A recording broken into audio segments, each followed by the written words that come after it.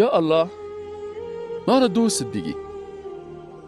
یا الله تا نصف شب کلگی گریه میکرد که یا الله یک چیز میخوایم که تو از ما راضی باشی. یا الله ما در زندان باشیم که تو راضی باشی. یا الله تو در دوستیت ما را قبول بکن. یا الله ما متابعت از رسول الله صلی الله علیه و میکنیم.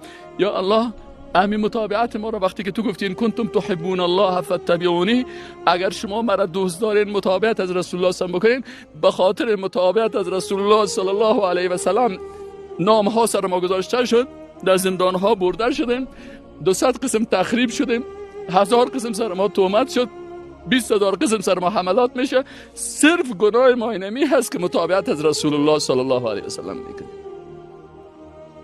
و یا الله تو گفتی که ان کنتم تحبون الله فاتبعونی، ما اینمی آیت قرآن خواندیم گفتیم که ما متابعت از رسول الله صلی الله علیه و سلم یحببکم الله، یا الله ما را دوست داشته باش.